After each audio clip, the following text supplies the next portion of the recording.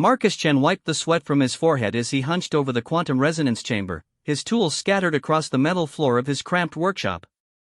The device had been acting up for weeks, creating dangerous energy spikes that threatened to overload the entire space station's power grid. As the only human engineer on Kepler Station, a massive research facility orbiting the gas giant Proxima 7, Marcus had become the go-to person for fixing anything the alien residents couldn't understand.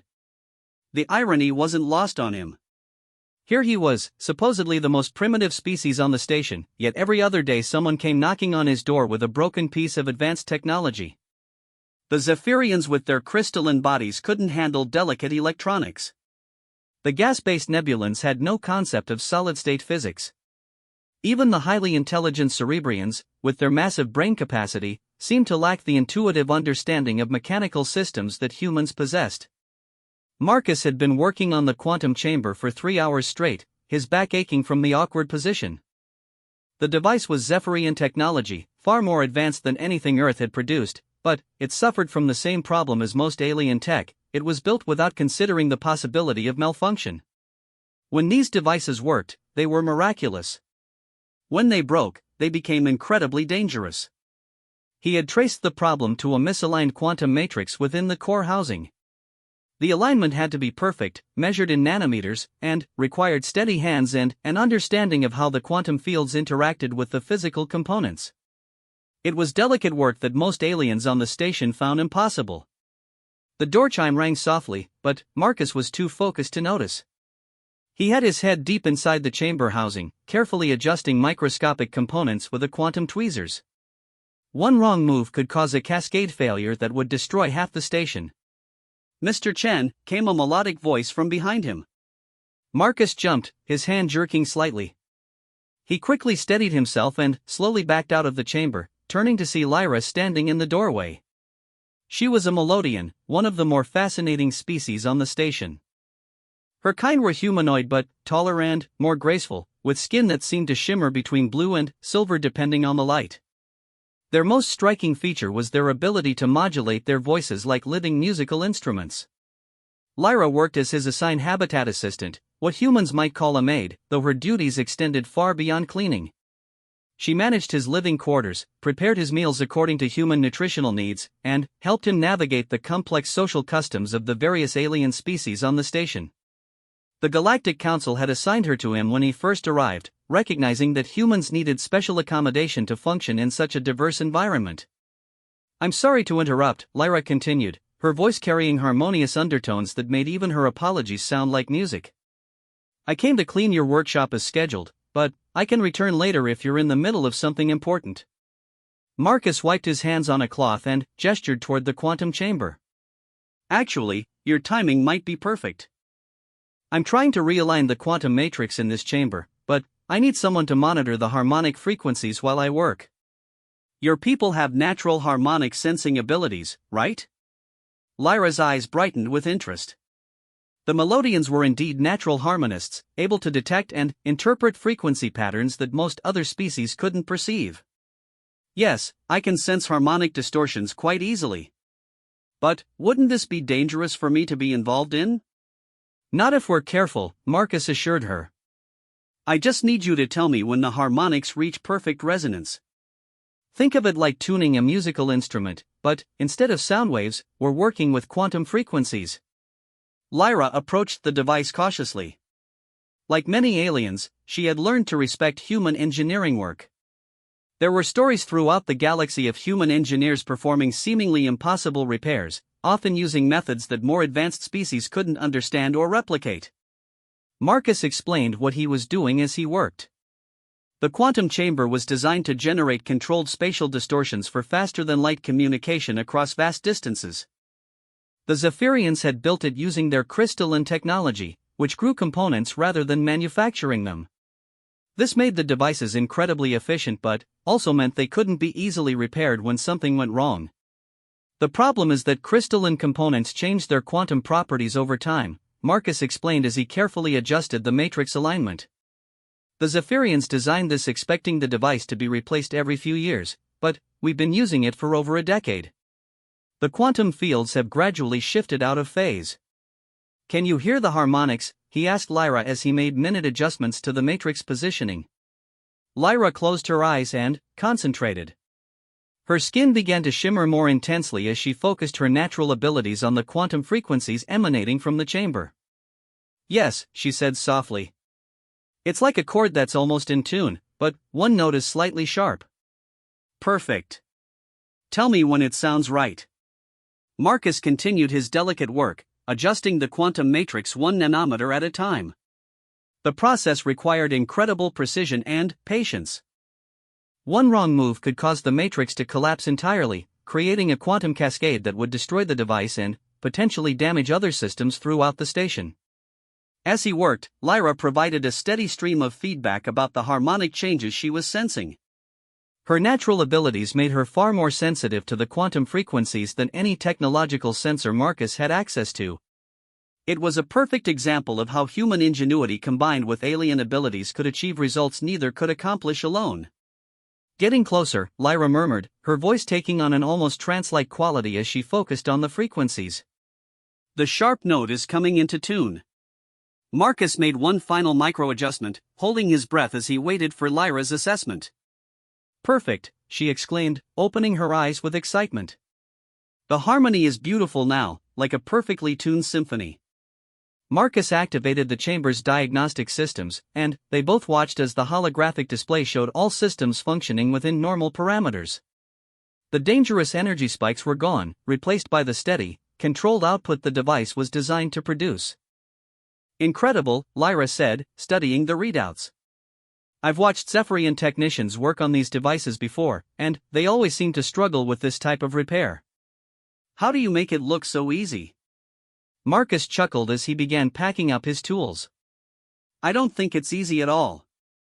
It's just that humans think about technology differently than most species. We're used to working with imperfect systems that break down and need constant maintenance. Most alien technology is designed to work flawlessly until it fails catastrophically." He gestured around his workshop, which was filled with devices in various states of repair. "On Earth, we learned to fix things because we had to. Our technology was always breaking down, so we developed an intuitive understanding of how to diagnose problems and find creative solutions. It's not that we're smarter than other species, we just approach problems differently." Lyra nodded thoughtfully. "That explains a lot about why you're so in demand here on the station. The other species tend to think in terms of replacement rather than repair." "Exactly. And that's where humans have found our niche in galactic society. We're the universe's maintenance crew." As they talked, Marcus realized how much he enjoyed working with Lyra. Their collaboration on the quantum chamber had been seamless, combining his technical knowledge with her natural abilities in a way that produced better results than either could achieve alone. It was a reminder that despite being considered a primitive species by galactic standards, humans had unique value to offer. "Thank you for your help," Marcus said as they finished documenting the repair. "I couldn't have done this nearly as well without your harmonic sensing." Lyra's skin shimmered with what Marcus had learned was the Melodian equivalent of a smile. "Thank you for including me. It's fascinating to see how you approach these problems. I'm beginning to understand why the Council considers human engineers so valuable." As Lyra began her scheduled cleaning of the workshop, Marcus reflected on the strange path that had brought him to this point. 3 years ago, he had been a struggling mechanical engineer on Earth, working in a factory that manufactured industrial equipment. Then, first contact had changed everything. The Galactic Council's arrival had initially caused panic on Earth, but it quickly became apparent that they came in peace. They were a confederation of hundreds of species, dedicated to peaceful exploration and scientific advancement. Earth was invited to join, though humans were considered a very junior member species due to their relatively primitive technology. What surprised everyone was how quickly humans found their place in galactic society. While human technology was indeed primitive compared to alien standards, human engineers had an intuitive understanding of mechanical and electronic systems that impressed even the most advanced species. Within months, human engineers were in high demand throughout the galaxy. Marcus had been selected for the exchange program and assigned to Kepler Station, where he had quickly become known as the person who could fix anything. It wasn't glamorous work, but it was satisfying in a way his factory job had never been. Every day brought new challenges and the opportunity to work with technologies he could never have imagined. The quantum chamber repair was just the latest in a long series of fixes he had performed around the station. Last week, he had repaired a nebular atmospheric processor that had been malfunctioning for months. Before that, it was a cerebrian neural interface that had developed feedback loops. The common thread was always the same: advanced alien technology that worked perfectly until it didn't, at which point it became a puzzle that only human intuition seemed able to solve. "Mr. Chen," Lyra called from across the workshop, where she was organizing his tool collection. "I hope you don't mind me asking, but how do you know which tool to use for each repair? I've watched you work several times now, and you always seem to choose exactly the right tool for the job, even when working with alien technology you've never seen before." Marcus paused in his documentation work. It was a good question, and one he had been asked many times by curious aliens. "Honestly, I'm not sure I can explain it completely. It's partly experience, but mostly intuition. When I look at a broken device, I can usually visualize how it should work and what might be preventing it from working correctly." He picked up one of his favorite tools, a multispectrum analyzer he had modified from human and alien components. Take this analyzer, for example. The original human version could only detect electromagnetic frequencies, but by adding Zephyrian crystalline sensors, I can now detect quantum frequencies as well. The modification seemed obvious to me, but when I showed it to a Zephyrian engineer, they were amazed that I had thought to combine technologies from different species. "That's what I find so interesting about human engineering," Lyra replied. "You don't seem limited by the original design intent of a device. You see possibilities that the original designers never considered." "I think it comes from growing up with imperfect technology," Marcus explained. "On Earth, we learn to modify and adapt our tools because they never did exactly what we needed them to do. Most alien species seem to design technology that does one thing perfectly, but humans learn to make one tool do many different things." Their conversation was interrupted by the workshop's communication system announcing an incoming priority message. Marcus activated the holographic display to see Commander Yeltras, the station's Cerebrian administrator, looking concerned. "Engineer Chen," the commander began in their characteristic monotone voice, "we have an emergency situation in the deep space communication array. The primary transmitter has suffered a cascade failure, and we've lost all contact with the inner colonies. Can you assist?" Marcus immediately began gathering his tools. "On my way, Commander." "What's the nature of the failure?" "Unknown. Our technical staff is unable to diagnose the problem. The system appears to have suffered a complete harmonic breakdown across all quantum channels simultaneously." Marcus and Lyra exchanged glances. A harmonic breakdown suggested a problem similar to what they had just fixed in the quantum chamber, but on a much larger scale. The deep space communication array was one of the most critical systems on the station, enabling faster-than-light communication with colonies throughout the sector. "Lyra, would you be willing to assist with this repair as well?" Marcus asked. "Your harmonic sensing abilities could be crucial for diagnosing a breakdown of this magnitude." "Of course," she replied immediately. "If it's similar to what we just fixed, I should be able to detect the harmonic distortions." As they hurried through the station's corridors toward the communication array, Marcus couldn't help but feel a sense of excitement despite the emergency nature of the situation.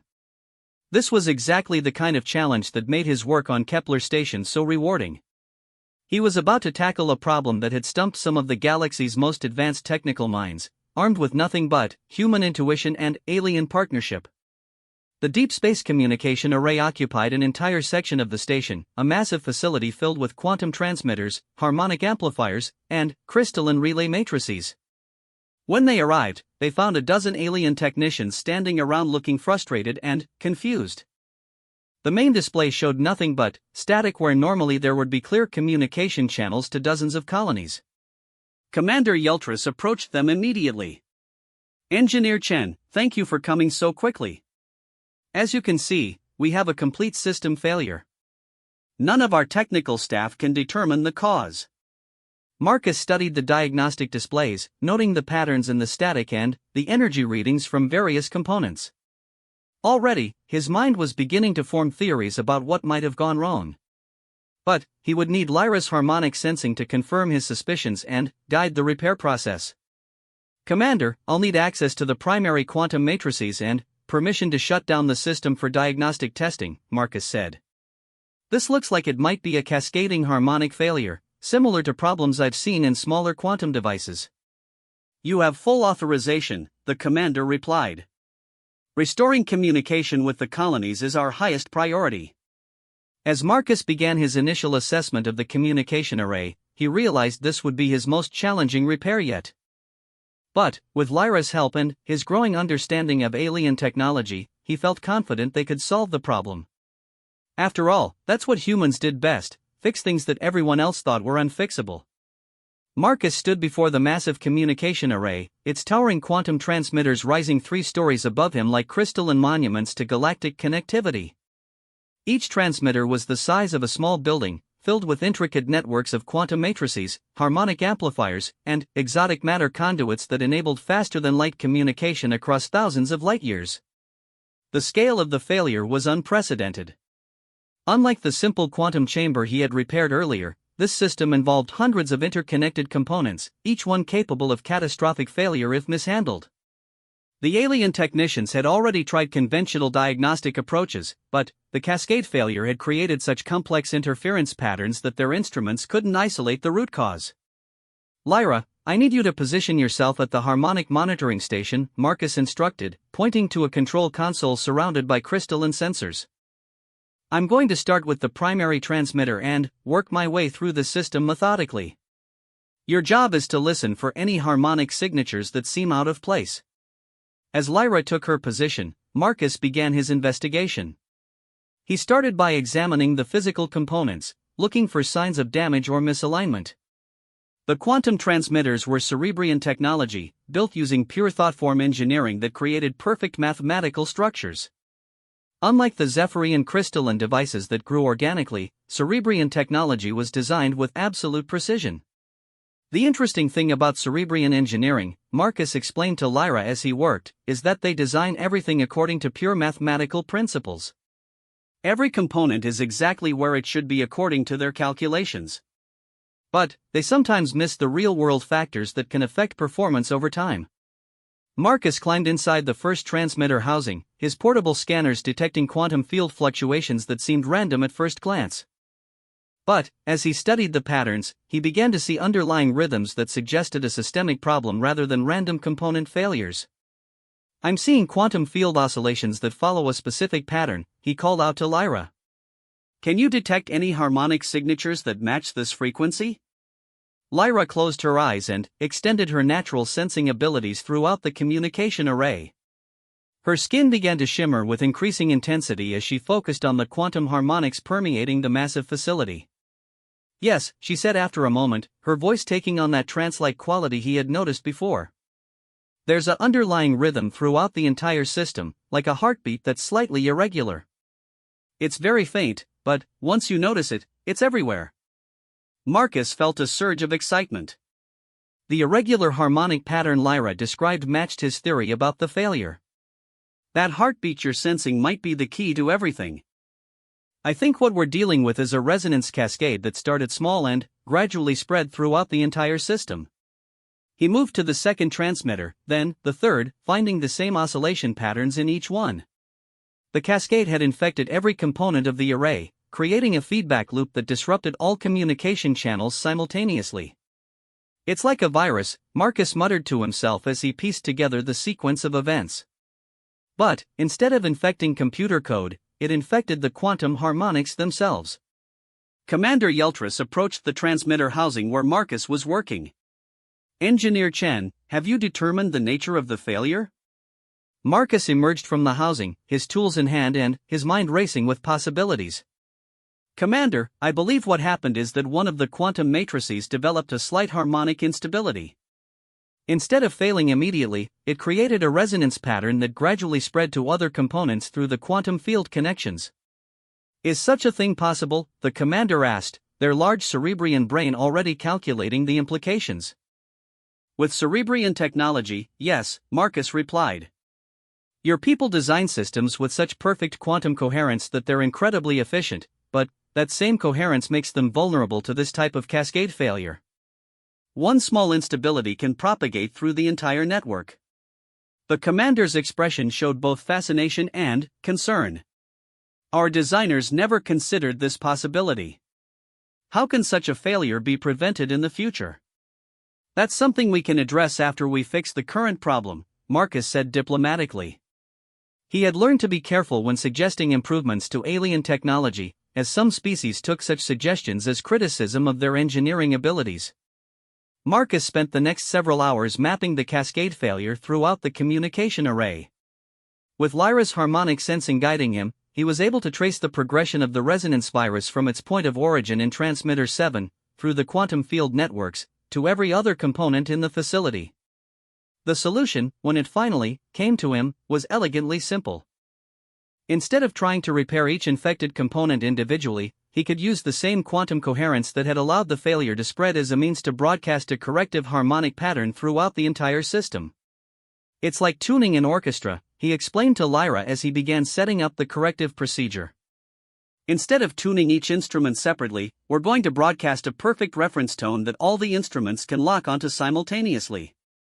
That's brilliant, Lyra replied, her harmonic senses already detecting the preparation he was making. But, won't that require incredibly precise calibration? If the reference tone is even slightly off, wouldn't it make the cascade worse? Exactly right, Marcus confirmed. Which is why I need you to monitor the harmonics throughout the entire procedure.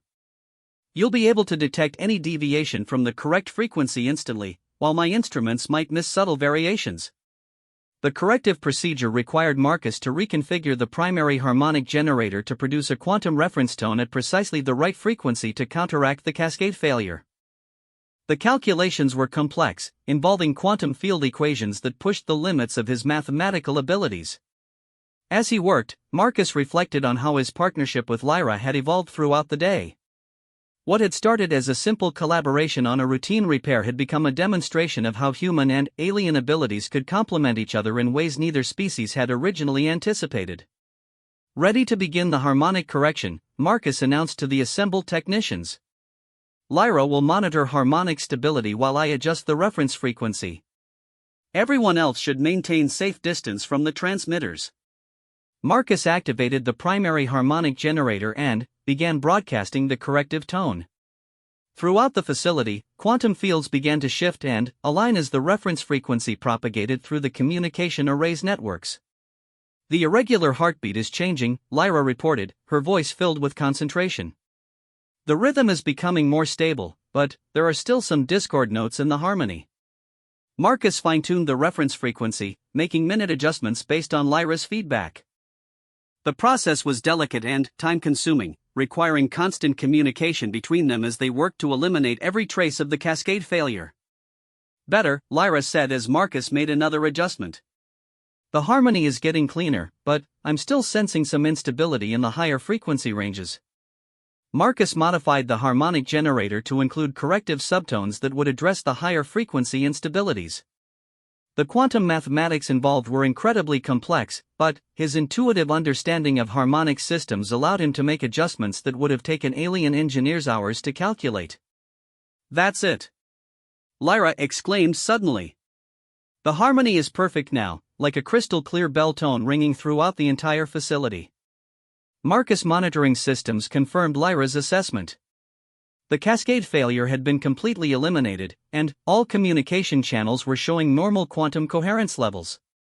He began the process of bringing the transmitters back online, one by one, as the corrective harmonic pattern stabilized throughout the system.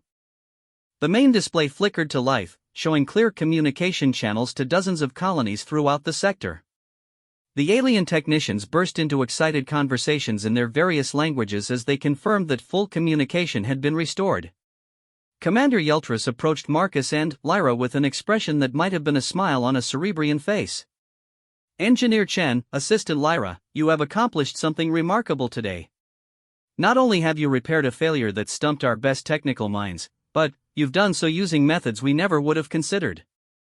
The key was combining human problem-solving approaches with melodian harmonic abilities, Marcus replied. Neither of us could have solved this problem alone. Indeed, the commander agreed. This collaboration demonstrates something important about the value of species diversity in our galactic community. Each species brings unique capabilities that, when combined with others, can achieve results beyond what any single species could accomplish. As the communication array returned to full operational status, Marcus and Lyra documented their repair procedures for future reference. The methods they had developed could potentially be used to prevent and treat similar cascade failures in other Cerebrian quantum communication systems throughout the galaxy. "You know," Lyra said as they finished their documentation, "when I was assigned as your habitat assistant, I never expected to become involved in major engineering projects. This has been far more interesting than simple cleaning and maintenance duties." Marcus looked at her thoughtfully. "You've shown today that you have real talent for technical work. Have you ever considered cross-training in engineering? With your natural harmonic abilities, you could become an expert in quantum systems maintenance." Lyra's skin shimmered with excitement at the suggestion. "Do you think that would be possible? I've always been interested in how these systems work, but Melodians are usually assigned to service positions rather than technical roles. I think the repair we've accomplished today proves that species stereotypes don't always reflect individual capabilities," Marcus replied. "I'd be happy to recommend you for the engineering training program if you're interested." Their conversation was interrupted by an announcement from the station's communication system. "Attention all station personnel. Thanks to the efforts of Engineer Chan and Assistant Lyra, full communication with the inner colonies has been restored. The Galactic Council has asked me to express their appreciation for the rapid resolution of this critical situation." As they gathered their tools and prepared to leave the communication facility, Marcus reflected on the day's events. He had arrived at Kepler Station as a simple maintenance engineer, assigned to fix broken equipment. But, somehow, his work had evolved into something much more significant, a demonstration of how different species could work together to solve problems that none could solve alone. The repair of the communication array would probably be studied by engineers throughout the galaxy, not just for the technical methods used, but as an example of successful interspecies collaboration. It was exactly the kind of breakthrough that the Galactic Council hoped to encourage by bringing different species together on stations like Kepler. "Marcus," Lyra said as they walked through the station's corridors, "I want to thank you for including me in this repair. It's shown me possibilities I never knew existed." "Thank you for your help," Marcus replied. "I'm beginning to understand that human engineering isn't just about fixing things, it's about finding new ways for different species to work together." As they approached Marcus's workshop, both of them were already thinking about the next project they might tackle together. The quantum chamber repair seemed simple in comparison to what they had just accomplished, but it had been the foundation for their successful collaboration on the much larger communication array project. The day had started with a routine repair and evolved into something that might change how interspecies engineering collaboration was approached throughout the galaxy. Not bad for what was supposed to be a simple maintenance job, Marcus thought to himself. Tomorrow would bring new challenges and new opportunities to demonstrate the value of combining human intuition with alien capabilities. But, for now, Marcus was content to know that he had found his place in the galactic community, not as a primitive human struggling to keep up with advanced alien technology, but as a specialist whose unique abilities made him invaluable to the galaxy's most complex engineering problems. 3 months had passed since Marcus and Lyra's successful repair of the deep space communication array, and their collaboration had become legendary throughout Kepler Station. Word of their innovative approach had spread beyond the station to the Galactic Council itself, leading to requests for their consultation on similar problems at facilities across the galaxy. Marcus stood in his expanded workshop, now twice its original size and equipped with advanced diagnostic equipment provided by the Council to support his research into interspecies engineering collaboration.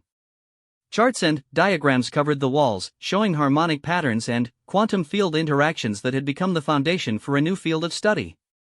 Lyra had been officially transferred from Habitat Services to the Engineering Department, where she was developing training protocols for other Melodians interested in technical careers. Her natural harmonic abilities had proven invaluable not just for repairs, but for designing new monitoring systems that could prevent the types of cascade failures they had learned to fix. Today brought their most ambitious project yet. The Galactic Council had presented them with a challenge that had stumped engineers from 12 different species: the development of a universal diagnostic system that could work with technology from any civilization in the galaxy. The problem, Marcus explained to the assembled team of alien engineers who had come to observe their work, is that every species designs technology according to their own logical frameworks and physical capabilities. What makes perfect sense to a Cerebrian might be incomprehensible to a Zephyrian, and vice versa. The team included representatives from major technological civilizations throughout the galaxy. There was Engineer Thex from the Zephyrian Crystal Collective, whose people grew their technology like living organisms. Professor Mindal represented the Cerebrian Mathematical Union, masters of pure logic-based engineering. The gas-based Nebulans had sent Fluxinger Ares, while the insectoid kitten hives were represented by Worker Prime Zek 9. The challenge, Lyra continued from her position at the Harmonic Monitoring Station, is creating a system that can understand and interpret the basic operating principles of any technology, regardless of its origin. We need something that can recognize patterns and functions even when they're implemented in completely unfamiliar ways. Marcus activated a holographic display showing their prototype universal diagnostic device. It was an impressive fusion of technologies from multiple species, incorporating Zephyrian crystal matrices for pattern recognition, Cerebrian logical processors for analysis, nebular gas state sensors for detecting energy flows, and human-designed interface systems that could adapt to unexpected configurations. The key insight, Marcus explained, came from studying how human engineers approach unfamiliar technology. We don't try to understand the design philosophy behind a device, we look for universal patterns that exist in all functioning technology. Engineer Thek's crystalline form shimmered with interest. What patterns are universal across all technological paradigms? Energy flow, information processing, and stability maintenance, Lyra answered. Every functional device, regardless of its design philosophy, must manage energy in some form, process information about its environment or purpose, and maintain operational stability over time. Marcus demonstrated the diagnostic system on a device they had deliberately broken for testing purposes, a kitten collective intelligence node that controlled swarm robotics.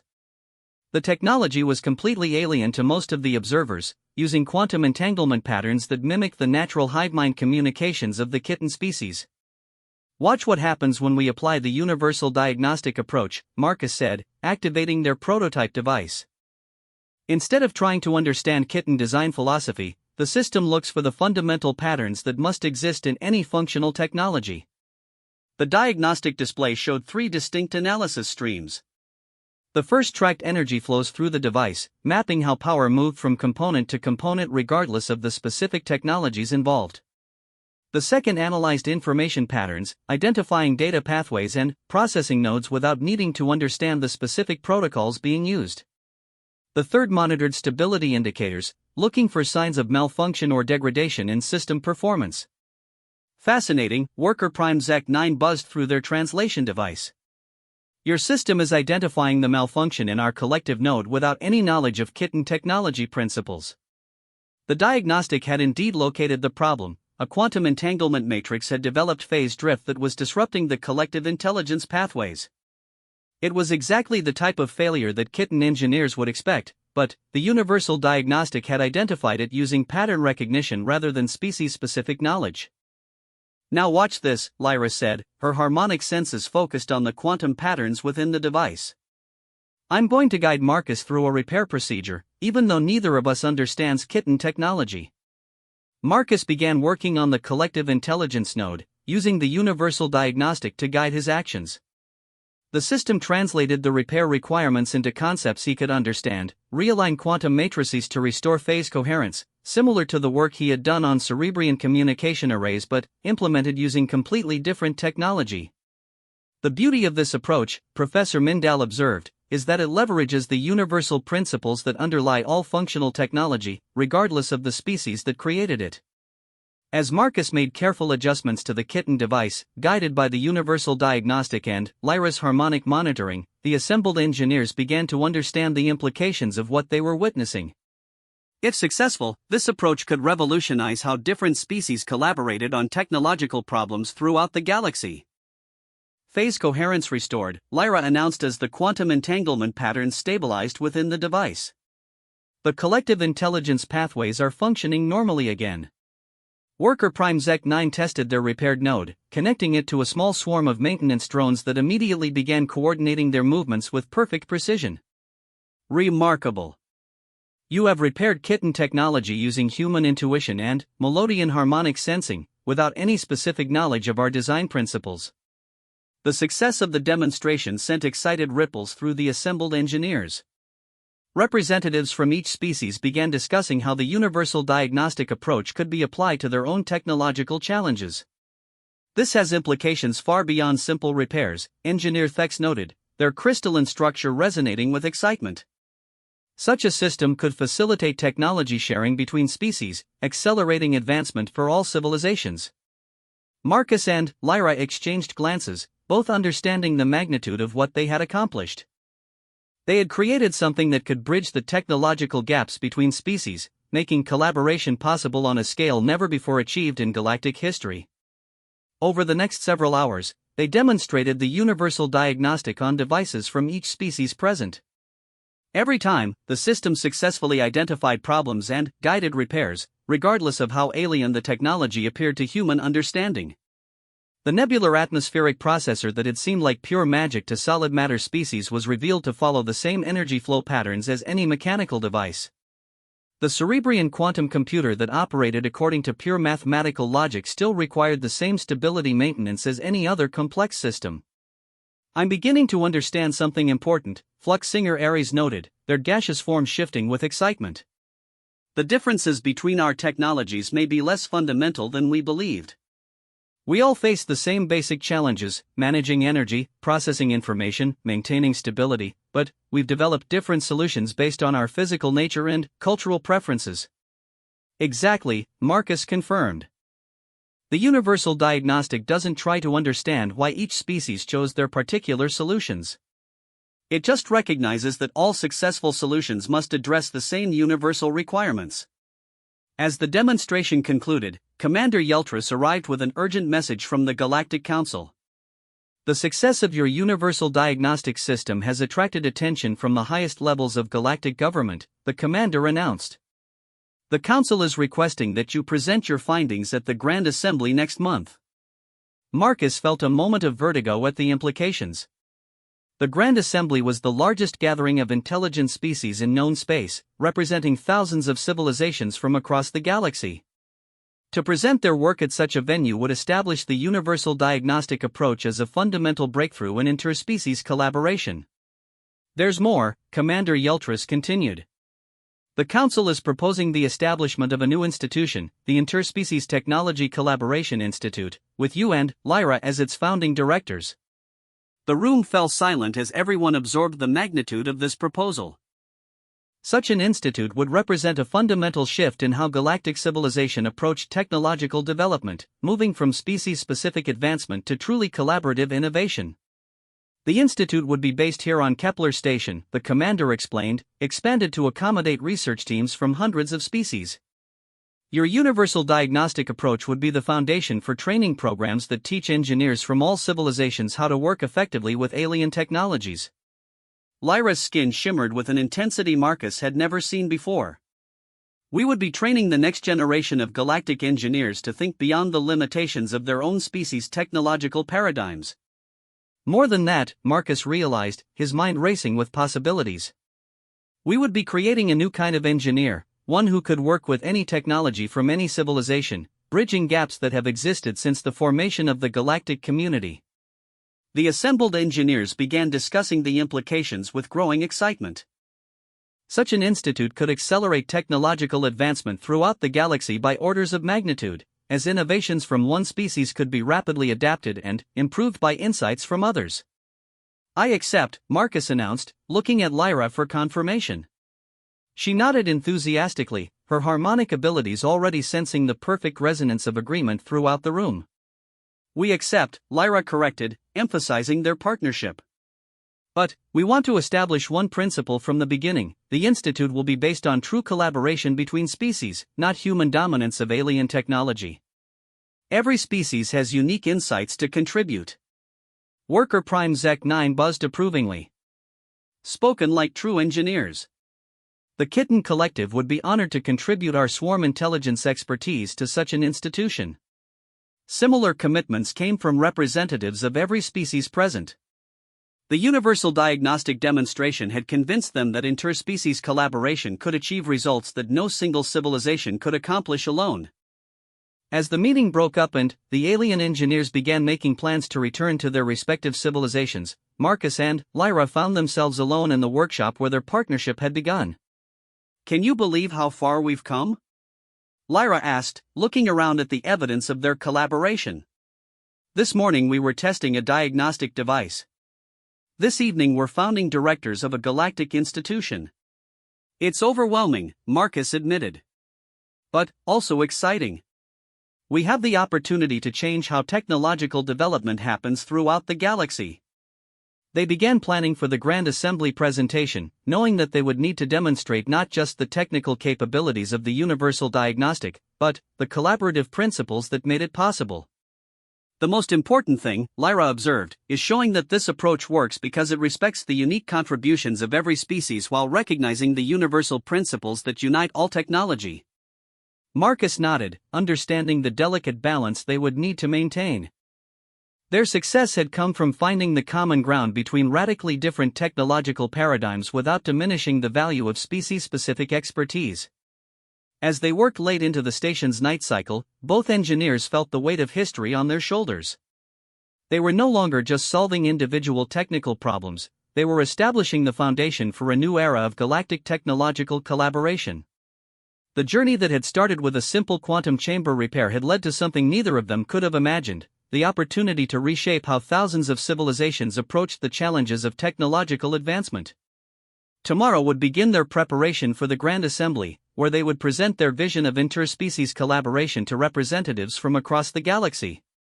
It was a responsibility that both humbled and excited them, knowing that their work could influence the development of galactic civilization for generations to come.